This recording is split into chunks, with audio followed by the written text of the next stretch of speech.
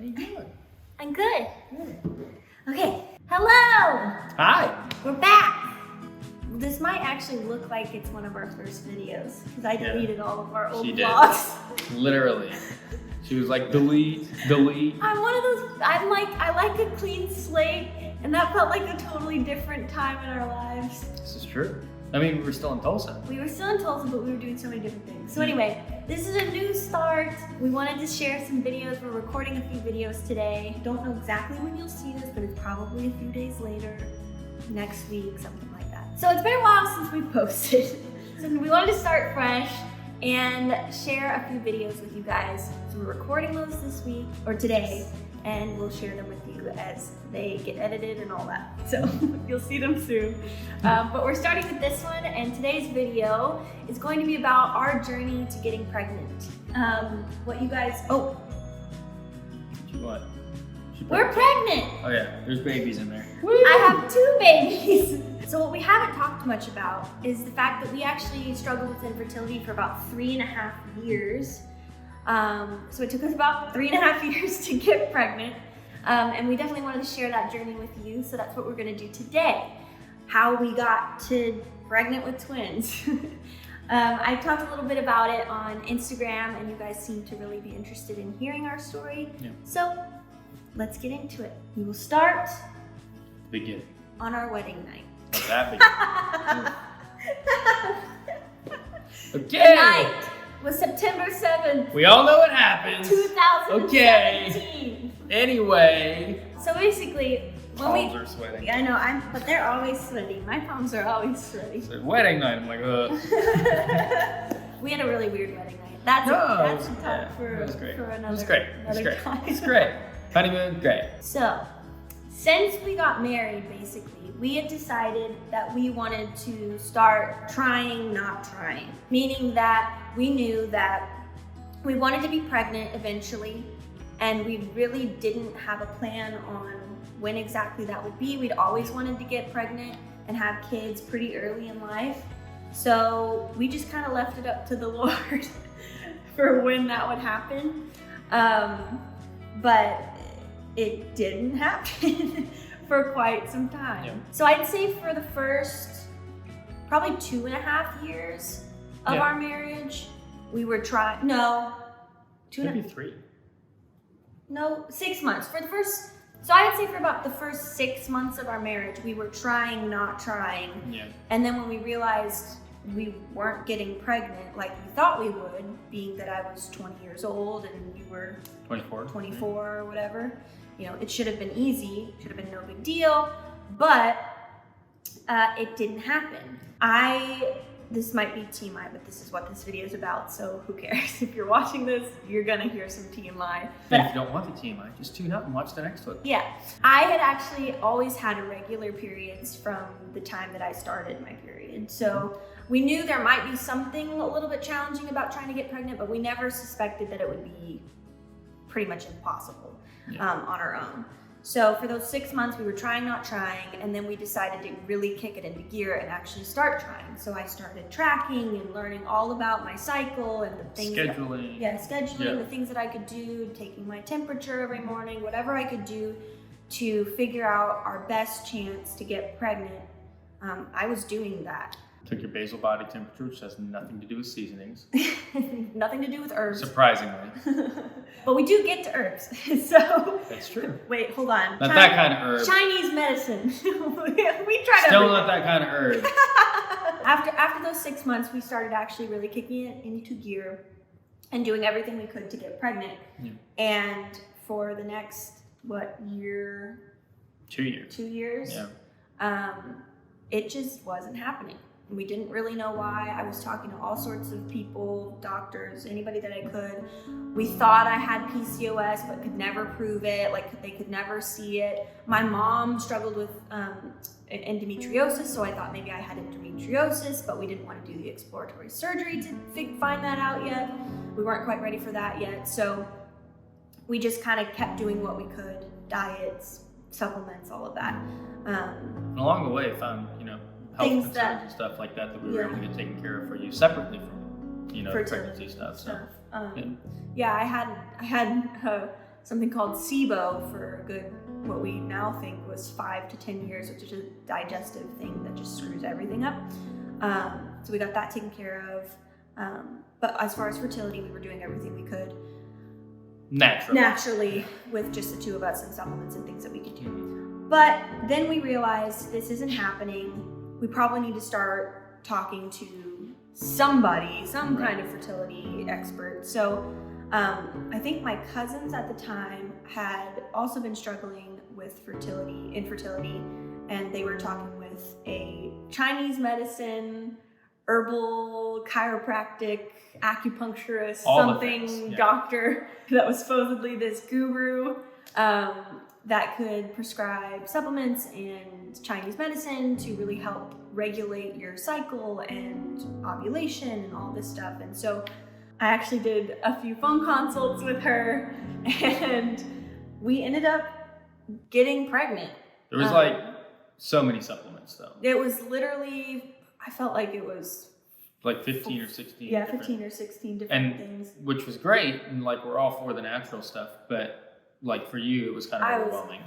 Having done all the SIBO stuff, I was on 40 supplements a day. And then in addition, now after having done that, was doing 15 supplements for fertility stuff. So I was just I had supplement PTSD for a while because I had done. But it worked really well. It just was overwhelming. It was overwhelming, but we were pregnant within the first or second month of working with that lady, and we got to 5 weeks of pregnancy, and we actually ended up losing that pregnancy, which just hit us really hard because it was we've been waiting 3.5 years and we finally get there, and then that happens. So we had told our family because it was such a did a whole announcement. It was such a big thing for us after 3.5 years. We were so excited, and we just wanted to talk with our family and have them be involved in the whole process.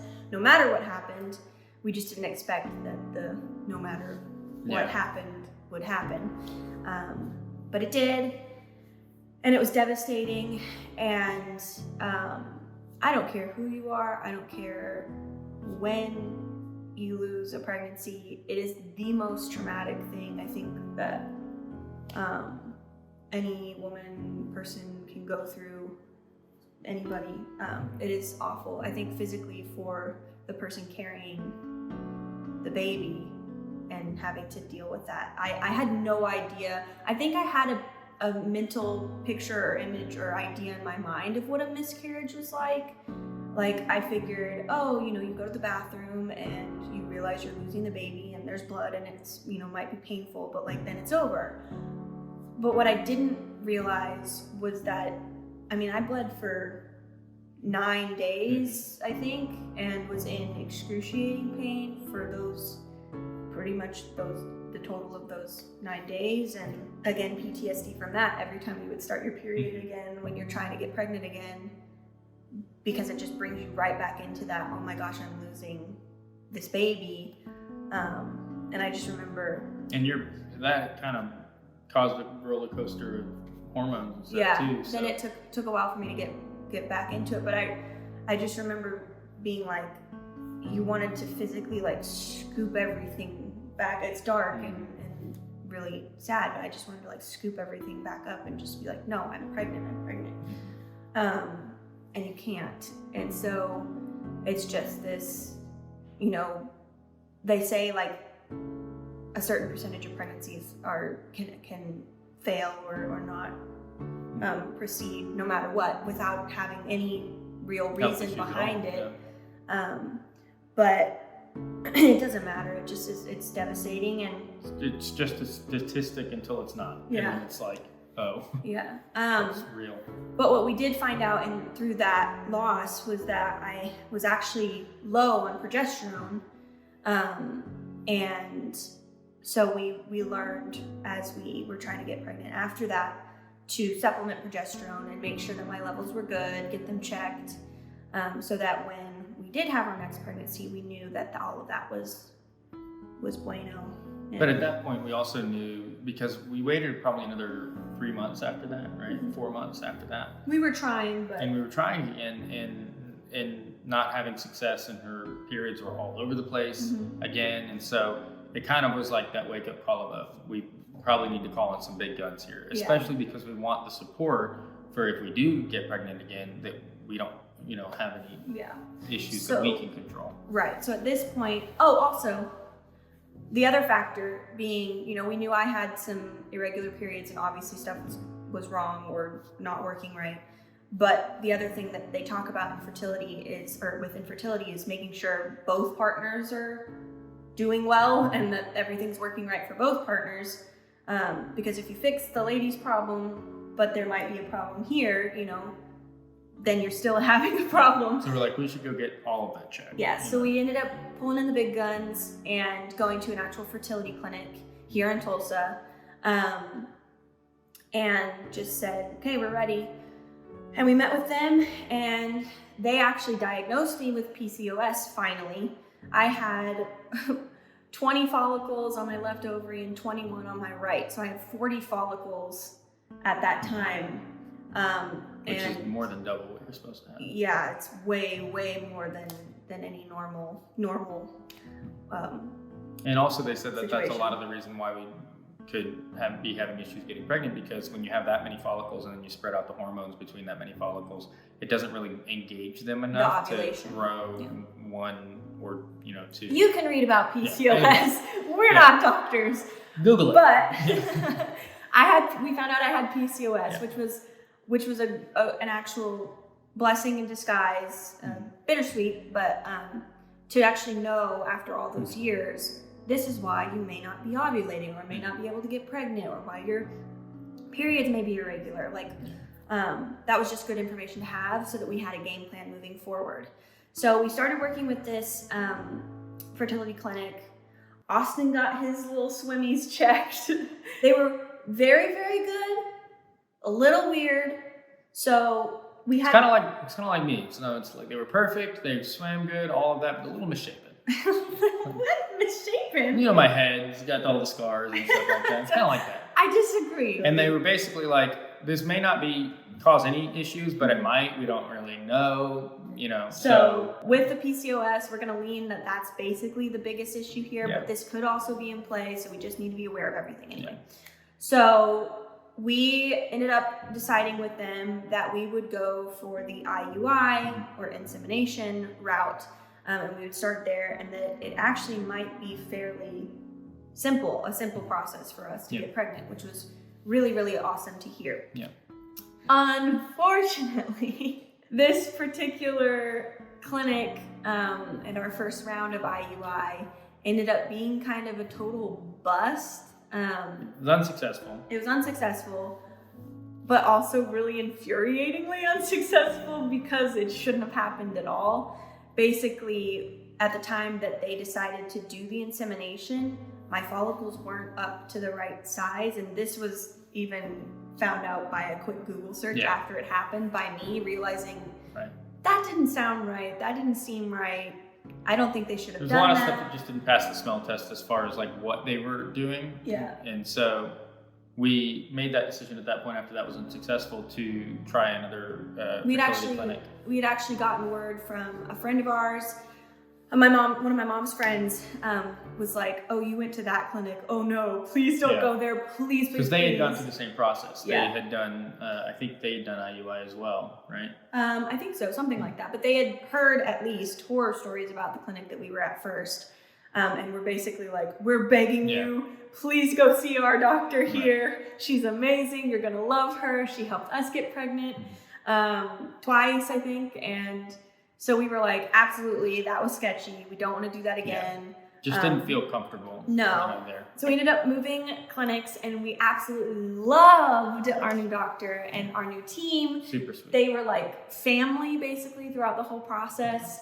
And what we loved even more was that we only had to do one more round. It just so happened that on the day we found out that our last attempt didn't work, we were able to get in contact with the new fertility clinic, get on the schedule, and I ended up starting my newest cycle like a couple of days later, and we were able to get in with them and get right on it. So it was pretty immediate. Yeah. And then it worked. So what was crazy about that one was we knew we had 2 follicles at play. A third one was also at play, but it wasn't really at play. So we felt comfortable moving forward. Even knowing there was a chance of triplets, we were just like, we want a small chance. We want anything we can get. Yeah. We don't really want triplets, but we, whatever the Lord had for us, we would take. But we knew there was maybe a stronger chance of having twins. Yeah. But we didn't really know anything at all until we officially found out that we were having twins, which is crazy. So here we are, 3.5, 4 years later now at this point. That was May of 2021. We found out we were pregnant with twins. And now it is October, and I'm due technically February 11th, 2022. But with twins, they almost never go full term. No. And my doctor now is saying probably won't go past 36 weeks of pregnancy with twins. Which would put them beginning of January, which is actually my birthday. And with he's a twin. So that's exciting. That'd be really cool. Yeah. He actually weirdly would love to share his birthday. Yeah, that would be with amazing. The twins. I would love it. So I'm not like that. I'd be like, I want my own birthday. Oh, heck yeah, we can celebrate. I probably with the twins. That just means we get triple the cake, which is always good. Cake and presents. I love that. And I love parties, so I'd probably be fine sharing. Yeah. But anyway, so yeah, we're really excited about this pregnancy. We are so grateful, feel so blessed. And technically, we got 2 babies. For the price of 2. For the price of 2. We had to do it twice.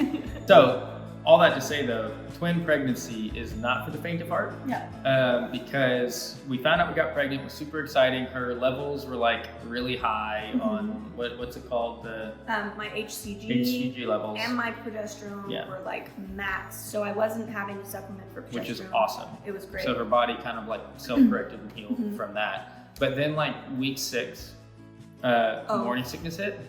And that was really rough. Yeah. So from week 6 on, basically could not keep any food down. I couldn't drink water. Like I was, excuse me.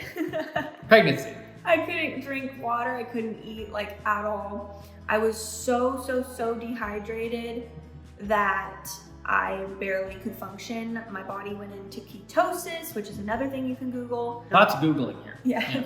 It's not good in pregnancy. So some people do keto diet, which you probably have opinions about. You've probably heard about it. We're no doctor, no expert, no dietitian, so I have nothing to say about the keto diet. But in pregnancy, bad. Pregnancy, ketosis is not good. Yeah. You start burning all your fat instead of burning sugar, which is what your body needs to turn into energy to help babies grow, from my understanding. And that's not what my body was doing. So it could have harmed the babies, and it was definitely harming me. Yeah. And so we were really struggling to get out of that. But when you can't eat, when you can't drink and get rehydrated, literally everything was coming and you're out like peeing or throwing up everything you put in your body to try to catch up, it is not good. What, was that kind of gross? No, it was maybe a little gross. Okay. I don't know. It was. Anyway. I mean, I experienced it, so I was like, I'm good. But like, It was awful. And I ended up around week 15 and a half-ish. No, 15, week 15. Yeah, week 15. I ended up getting into the hospital for 3 days, and I had to get on 10 bags of IV fluids to get caught up on hydration. Yeah, over those 3 days. Yeah. To get rehydrated enough to the point of being well enough to kind of start trying to get food down. And I also think I got out of the morning sickness phase on that week 15 and a half-ish, and was able to start getting an appetite back.